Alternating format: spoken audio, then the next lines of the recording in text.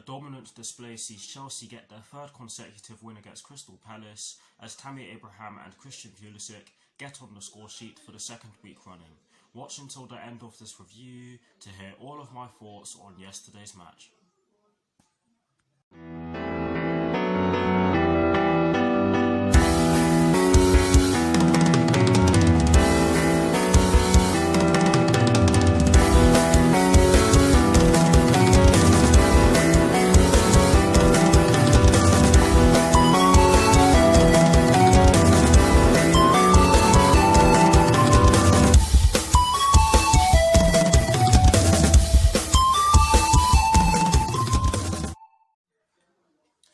Hello people, welcome to my channel, welcome to another video. This is my review of the game which took place yesterday afternoon at Stamford Bridge in the Premier League between Chelsea and Crystal Palace, which Chelsea ended up winning by 2-0. So what I'm going to do for you guys in terms of this review is that firstly I'll be giving you guys the lineup that Frank Lampard fielded at the start of yesterday's match. I'll then be giving you guys my thoughts on the match itself. And lastly, I'll be giving you guys my thoughts on how Chelsea have done going into the forthcoming international break. So without further ado, let's get straight into this review.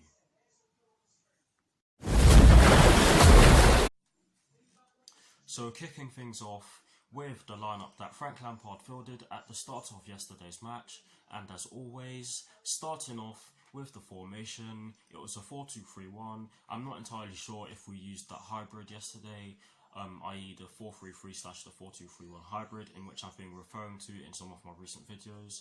But yes, according to Google, it was a 4-2-3-1, and in terms of the personnel in which Frank Lampard chose to start the game, he went with CHECRY in goal. He went with a back four from right to left of Reece James, Kurt Zouma, Fikayo Tomori and Emerson Palmieri. He went with a midfield five of Mateo Kovacic and N'Golo Kante in the two deeper midfield positions, with an attacking midfield trio from right to left of Willian, Mason Mount and Christian Pulisic, with Tammy Abraham up front by himself as the lone striker, of course. So that is the lineup that Frank Lampard fielded at the start of yesterday's match.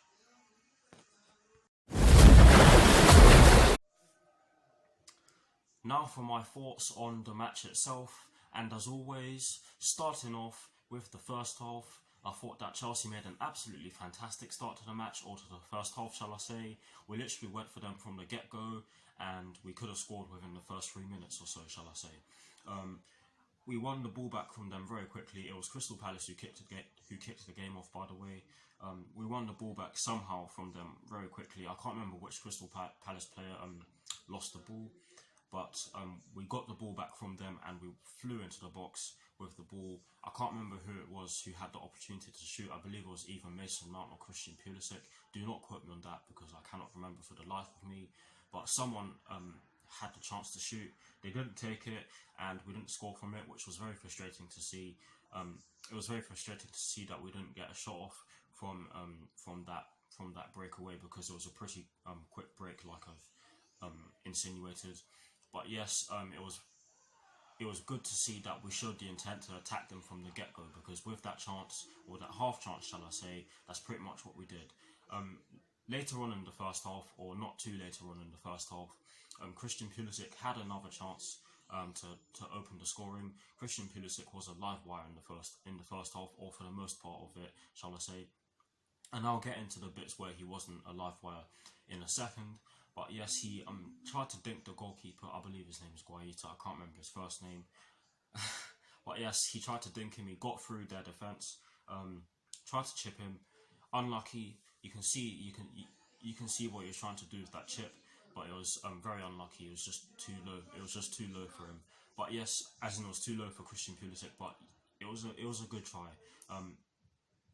After that though, we did have a few half chances which mostly came from set pieces, and after those half chances came, we literally struggled to get past Crystal Palace. But it wasn't necessarily a bad first half performance. I thought we were actually pretty good in the first half overall. But yes, Crystal Palace sat in a very low block. The lines were the spaces in between the lines were very small. They had a bank of 4, then a bank of 5, and then Jordan Ayew up top by himself, and he was having to do a lot of work. And Jordan Ayew was having to do a lot of work in the wide positions because of the fact that the players behind him were so far away from him, and the fact that we were doing quite a bit of pressing. And by the way, our pressing was pretty good yesterday. Another thing which I found frustrating in the first half is that some of our passing was a bit sloppy. Nothing too bad, but it wasn't the best in the first half. But luckily we didn't pay for it. But yes, after those half chances in which I mentioned, Crystal Palace, they defended really well, and they definitely deserve credit for the way they defended. They caused us a lot of bother offensively, as in they caused us bother offensively, as in they stopped us from getting through them, shall I say. Sorry about that. But yes, they really did do well defensively, as they really limited the amount of clear-cut chances in which we created. But overall, like I said already, it was a pretty good Chelsea performance in the first half. We just needed something to get through them because they were very. The lines were very compact. The movement from the Crystal Palace players was spot on. They stopped our players. They stopped our attacking players from getting into dangerous positions. However, we could have done a lot better from the set pieces in which we had, and that's something in which I will be elaborating on later on. But overall, good first half, just lacking that cutting edge or that final pass, shall I say. But now for my thoughts on the second half. I thought it was a completely different game in the second half. Chelsea, they continued their dominance from the first half into the second half. Their momentum showed, it got stronger. Our momentum got stronger. Crystal Palace, they just didn't really. In all honesty, they didn't really do much in the second half. The goal in which was scored by Christian Pulisic. The goal in which was scored by Tammy Abraham in the 55th minute, I believe. Brilliant goal. I can't remember who passed the ball to Willian, but Willian receives the ball in the central attacking midfield position, or the centre forward position, just outside the box. He lays it off beautifully to Tammy Abraham. Tammy Abraham does what he does best, which is take a few touches and just put it into the bottom corner, past Guaita, who had absolutely no chance. And with the way we were playing up to that point, we thoroughly deserved that goal. We had plenty of chances. Yes, most of them were half chances, but there were still chances. We had long shots, we had shots blocked, we had all sorts. And for me, we definitely deserved that goal, and it was a beautiful goal, like I said. And Tammy Abraham, who didn't have much service in the first half, to be honest, deserved that goal for his persistence, or for his endeavour, shall I say. But yes, brilliant goal. After that goal, we looked as though we were going to get more. However, Crystal Palace did look more attacking. I thought they did a lot more attacking than they did in that little period after our goal, or our first goal. Wait, let me start again. I think Crystal Palace did a lot more attacking after our first goal than they did for the majority of the first half, or for the first half as a whole, because Crystal Palace barely did any attacking in the first half. But in the second half, they were a little more threatening. They did get a shot on target in the end. They only had 3 shots and 1 on target, but the second goal, which was scored by Christian Pulisic, I can barely even remember the build-up play. I believe it came when Batshuayi came on for Tammy Abraham. I think he tried to shoot, and it must have taken a deflection off of someone. I cannot remember, but Christian Pulisic ended up heading the ball into the back of the net from close range, and he definitely deserved to score that goal because he was a live wire. He was a thorn in the side of the Crystal Palace defenders. I can't remember who was playing right back for them. I believe it was Joe Ward and Martin Kelly. It was both of them actually. Joe Ward actually had to go off because he was injured. Yes, I remember now. He was a thorn in the side of those Crystal Palace defenders. He was driving at them all game. I mean, throughout the whole game. Sorry for stuttering and for. Yes, he was driving at the defense for the whole game, or for most of the game, because he was a little bit quiet in certain patches of the game. But I thought he was excellent yesterday. I thought Christian Pulisic had a good game, and he could have been man of the match because I thought he was one of the best players on the pitch. But yes, he did have many chances in the game, like the one where he tried to dink the keeper in the first half. He did have a few chances in the second half where he put the ball over the bar. One of them was where he put the ball over the bar, shall I say? But yes, he was a thorn in the side of the Crystal Palace defense all game, or for the most part of the game. But yes, brilliant goal from Christian Pulisic. deserved goal as well. There was someone on Blues TV who said that he was poor. I don't know what they were watching, because Christian Pulisic was fantastic yesterday. And after the goal, we just shut up shop and stopped Crystal Palace from getting through. But yes, overall, fantastic performance. We definitely deserved the win. So many chances, so many shots. It was pretty much chance after chance after chance. We did a lot more attacking. We did defend very well. Kepa did not have too much to do. Crystal Palace were pretty much the opposite of us in terms of our performance, in terms of their attacking performance, shall I say, because defensively I'd say they were okay, but offensively they did not do much. But overall, fantastic from us. I think every Chelsea player on the pitch yesterday had a brilliant game, including the substitutes. But now for the positives and the negatives in which I've taken from yesterday's match. The first positive in which I've taken from yesterday's match, I kind of mentioned already, and that is the fact that everyone had a good game for us. They were not able to threaten our goal for the most part for most of the match, and their key players were locked out of the game. Speaking of that, let me elaborate on that. Reece James was absolutely fantastic yesterday. He kept Zaha very quiet. He had him on absolute toast. I mean, how can toast be anything other than absolute? He had him on toast. It was brilliant. Zaha had a very quiet game yesterday, and it's not often we get to say that whenever we face them.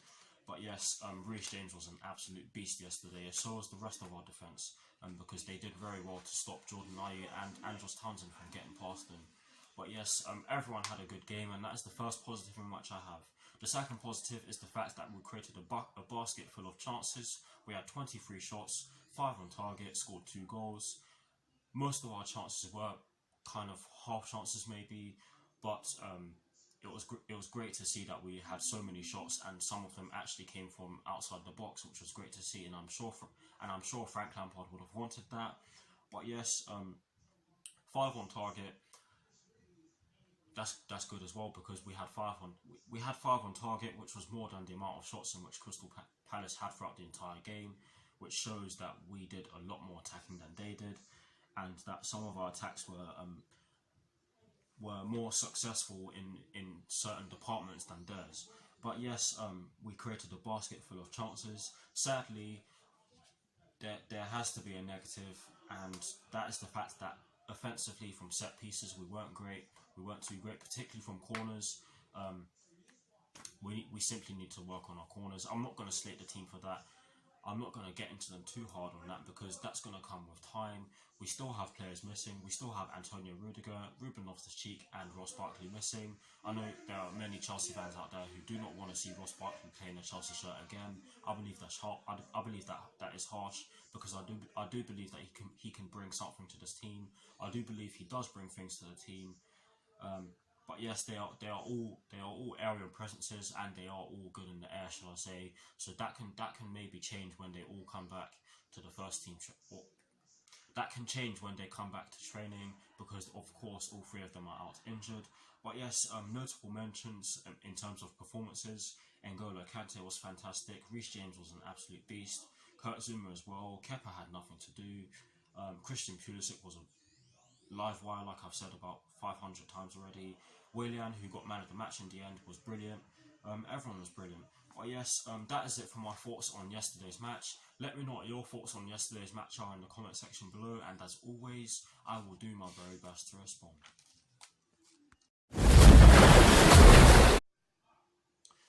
Now, to conclude this review, I'm going to give you guys my thoughts on how Chelsea have done going into their international break, which is forthcoming. To be honest with you guys, I do think that it is come at a bad time, but I decided to do this review after Liverpool beat Manchester City by 3-1, so I can give you guys a little bit of my thoughts on how Chelsea can beat Manchester City. Of course, it's going to be a little bit harder because it's at the Etihad, but yes, the international break could help players such as N'Golo Kante to get up to speed. However, the 2-week international break can have an adverse effect on the momentum in which Chelsea have built since losing by 2-1 at home to Liverpool a couple of months ago. In addition to this, we have to play Manchester City at the Etihad after the break, and we are going to need a fit squad, as this will be a very tough test for the Blues. It will be a very tough test. Manchester City did lose, and I think they deserve to lose because Liverpool were the better team on the day. From what I've heard, anyways, because I wasn't able to watch the full match, but I did speak to a Liverpool fan about it. You know who you are, by the way, and they said that Liverpool were the better team and deserved to win. But yes, hopefully we get the win against Manchester City. I cannot stand them. We are above them at the moment, but that can of course change if we lose to them or if we draw to them, because their goal difference is superior to ours, as they scored more than us and they've conceded less than us. But yes, I do think we can beat Manchester City in a couple of weeks' time, or in 13 days' time, shall I say. But it's a question of us actually going to beat them. Honestly, Manchester City, I don't like them. I would love us to go up to the Etihad and smash them. We haven't beaten them at the Etihad in almost 3 years. The last time we beat them was on the 3rd of December 2016, where we of course beat them by 3-1, where all 3 of our goals came from the counter-attack under Antonio Conte, and our goals came from Diego Costa, Eden Hazard and Willian, or shall I say Diego Costa, Willian and Eden Hazard, because that was the order of the goals. And Gary Cahill was the one who got the own goal. And by the way, Gary Cahill was excellent in our game yesterday. It was very strange to see Gary Cahill in a Crystal Palace kit. It did not look right, but yes, it was good to see him back at Stamford Bridge. I think he's served us well, but that's besides the point. I think it could... the fact that we've beaten Manchester City on the counter-attack a few times. Actually, the last time we beat them, both of our goals came from counter-attacks. Or the first one did anyway. The second one came from a corner, but that arose from a counter-attack, so I can say that they both came from counter-attacks. But yes, maybe we need to go with the same approach. Who knows? We'll just have to see after the international break and hope that none of our players, especially our key players, get injured. But yes, that is it for this review. I hope you enjoyed it. Like, comment and subscribe to my channel if you're new, and I'll see you all very soon for some more videos. It is the international break very soon, so I'll probably be doing some more videos for my Just Your Average series. I'll have to see. I'll let you guys know. I'll give you guys updates.